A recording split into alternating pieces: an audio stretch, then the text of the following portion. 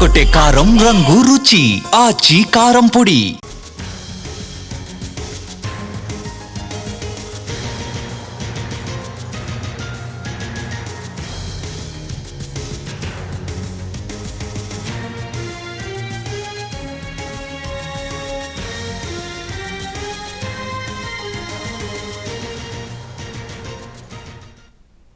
తెలంగాణలో రెండో విడత పంచాయతీ ఎన్నికలకు అంతా రెడీ అయింది. కాసేపట్లో పోలింగ్ ప్రారంభం కానుంది. ఫస్ట్ ఫేజ్ ఎన్నికల అనుభవాలతో అధికారులు మరింత అప్రమత్తమయ్యారు. సమస్యాత్మక ప్రాంతాల్లో రెండంచెల భద్రతను ఏర్పాటు చేశారు. ఎన్నికలు ప్రశాంతంగా జరిగేలా కట్టుదిట్టమైన చర్యలు తీసుకుంది స్టేట్ ఎలక్షన్ కమిషన్. ఆదివారం నాడు తెలంగాణలో రెండో దశ పంచాయతీ ఎన్నికలు జరగనున్నాయి. రెండో దశలో మొత్తం 4332 సర్పంచ్ స్థానాలకు ఎన్నికలు జరగాల్సిండగా 415 ఏకగ్రీవమయ్యాయి. వార్డుల్లో 38,322 గాను 8,304 స్థానాలు ఏకగ్రీవమయ్యాయి. 5 పంచాయతీల్లో వివిధ కారణాల వల్ల ఎవ్వరూ నామినేషన్లు వేయలేదు. మరో పంచాయతీలో ఎన్నికలపై కోర్టు స్టే ఉంది.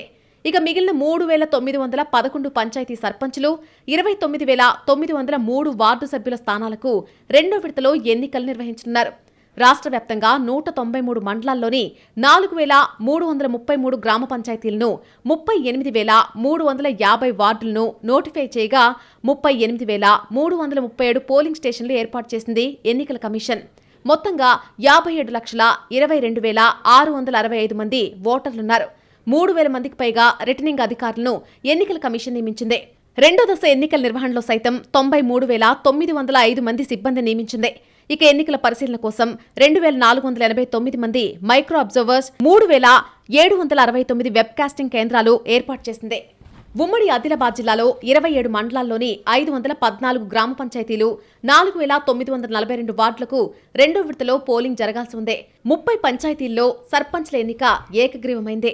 అందులో కాంగ్రెస్ కు 15, బీజేపీకి 11, బీఆర్ఎస్ కు 2 ఏకగ్రీవం సాధించాయి.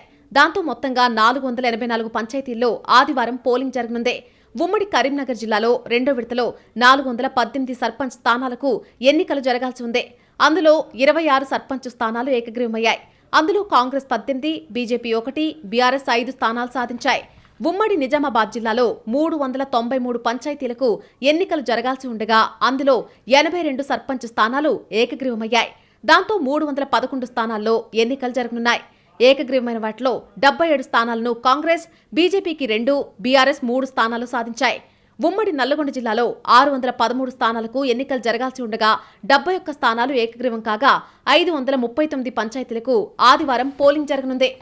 ఏకగ్రీవమైన వాటిలో 63 కాంగ్రెస్, 5 బీఆర్ఎస్ గెలుచుకున్నాయి. ఉమ్మడి మెదక్ జిల్లాలో 574 పంచాయతీలకు ఎన్నికలు జరగాల్సి ఉండగా 31 ఏకగ్రీవంగా మారాయి. దాంతో 543 పంచాయతీల్లో ఆదివారం పోలింగ్ జరుగుతుంది. ఏకగ్రీవమైన వాటిలో కాంగ్రెస్ 16, బీఆర్ఎస్ 13 గెలుచుకున్నాయి. ఉమ్మడి మహబూబ్నగర్ జిల్లాలో 565 పంచాయతీల్లో ఎన్నికలు జరగాల్సి ఉండగా 44 ఏకగ్రీవమయ్యాయి. దాంతో 521 పంచాయతీల్లో రేపు పోలింగ్ జరగనుంది. ఏకగ్రీవమైన వాటిలో కాంగ్రెస్ కు 33, బీఆర్ఎస్ కు 9 స్థానాలు లభించాయి. ఇక ఉమ్మడి వరంగల్ జిల్లాలో చూస్తే 564 గ్రామ పంచాయతీలకు ఎన్నికలు రెండో విడతలో జరగాల్సి ఉండగా 57 ఏకగ్రీవమయ్యాయి. దాంతో 507 పంచాయతీలకు ఎన్నిక జరగనుంది. ఏకగ్రీవమైన వాటిలో కాంగ్రెస్ 47, బీఆర్ఎస్ 5 పంచాయతీలను గెలుచుకున్నాయి. రంగారెడ్డి జిల్లాలోని 7 మండలాల్లో 178 గ్రామ పంచాయతీల్లో రెండో విడత పంచాయతీ ఎన్నికలు జరగాల్సి ఉండగా 13 పంచాయతీల్లో ఏకగ్రీవం కాగా 165 గ్రామ పంచాయతీల్లో ఆదివారం పోలింగ్ జరగనుంది. ఏకగ్రీవమైన గ్రామాల్లో 6 కాంగ్రెస్ మద్దతుదారులు, 4 బీఆర్ఎస్ మద్దతుదారులు, 1 బీజేపీ, 2 స్వతంత్రులు గెలుచుకున్నారు. వికారాబాద్ జిల్లాలో 7 మండలాల్లో 75 గ్రామాల్లో రెండో విడత పోలింగ్ నిర్వహించనున్నారు. వికారాబాద్ జిల్లాలో 20 పంచాయతీలు ఏకగ్రీవమయ్యాయి. ఏకగ్రీవమైన పంచాయతీల్లో 8 గ్రామాలు కాంగ్రెస్ మద్దతుదారులు, 12 గ్రామాల్లో స్వతంత్రులు సొంతం చేసుకున్నారు. ఉదయం 7 గంటల నుంచి మధ్యాహ్నం 1 గంట వరకు పోలింగ్ జరగనుంది.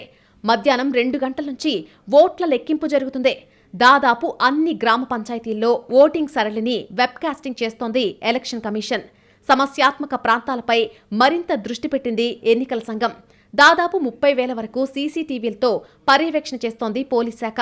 మొదటి విడత తరహాలో రెండో విడత ఎన్నికలకు పోలీస్ బందోబస్తు కట్టుదిట్టం చేశారు. సాయంత్రం కౌంటింగ్ పూర్తయ్యాక ఉప సర్పంచ్ ఎన్నిక ఉంటుంది.